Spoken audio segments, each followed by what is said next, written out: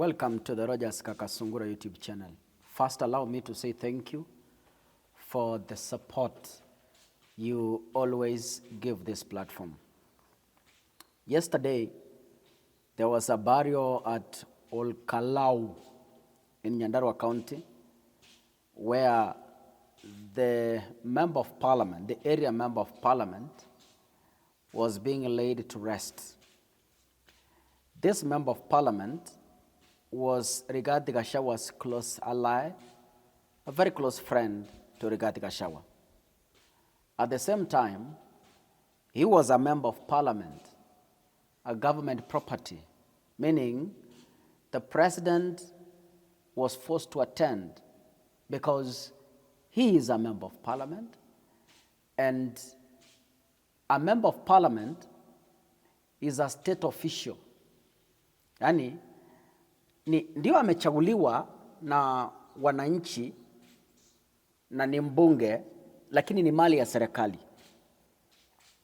Kumaanisha lazima bunge lote lingekuwa pale, Speaker wa National Assembly and the president.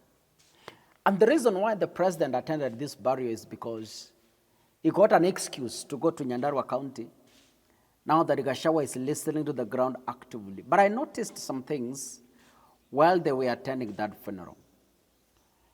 At first, Kimani Ichung'wah threatened that Gachagua will not attend the burial because he won't be given an opportunity, he won't be given an entrance. But who is Gachagua? Gachagua is a risk taker.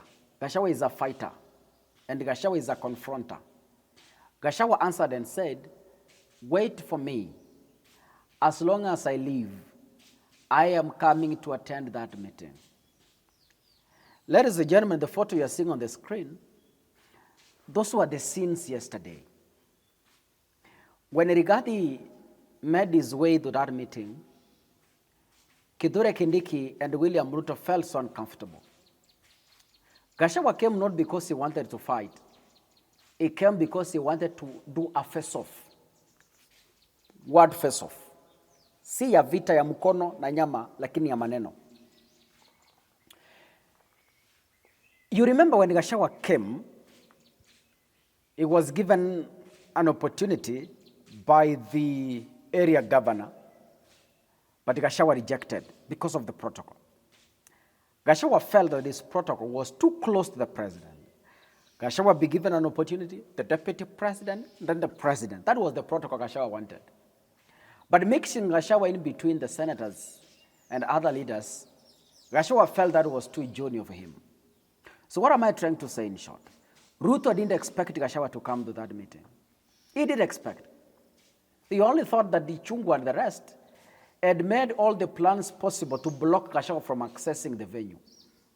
But when Gachagua came, I said, "Bas, this now is cooked." Immediately Gachagua arrived in that meeting. William Ruto went into a coma, into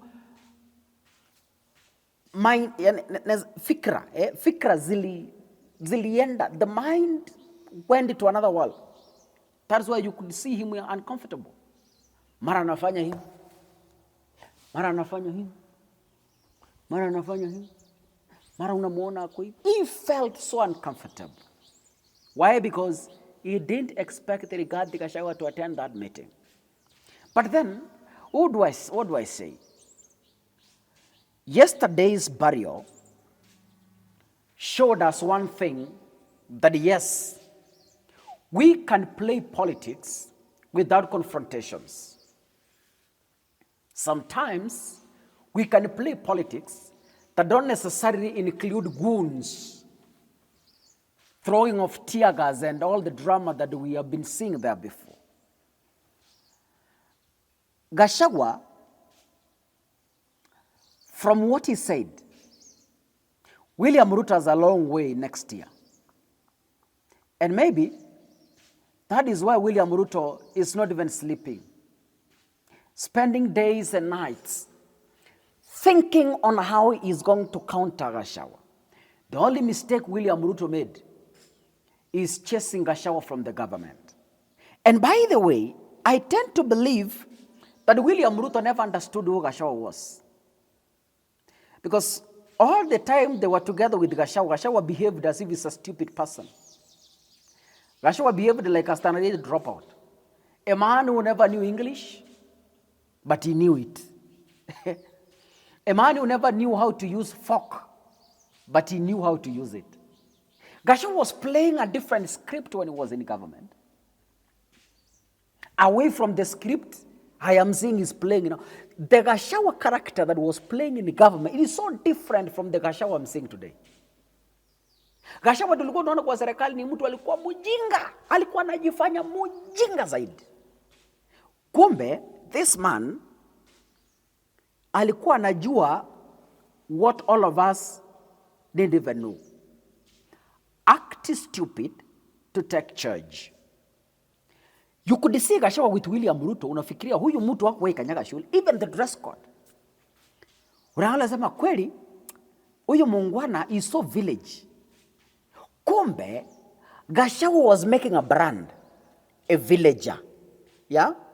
And that brand eventually came to sell him nicely to the people. So Gachagua was playing a villager character because I tend to believe psychologically Gachagua had known that they won't finish together with William Ruto.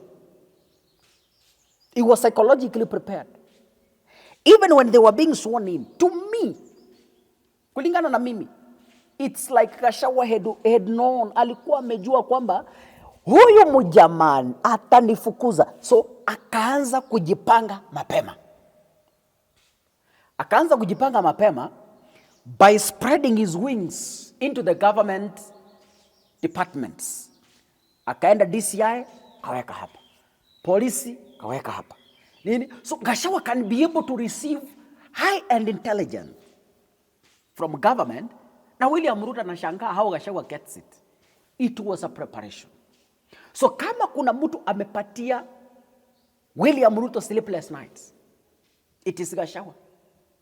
Jana anaonekana kwa mazishi and people completely lose their mood. Hata huyu soprano mwenye alikuwa anaongea wakati Gachagua yuko with a high tone, jana alipunguza kiburi, alitulia, akatulia, akaketi na akapangwa. So what do I say, ladies and gentlemen? Sometimes God can give you bad leaders for you to learn an example. Next year, kama uko kadi, vijana, na wazee na wamama, mimi ninaomba tafadhali.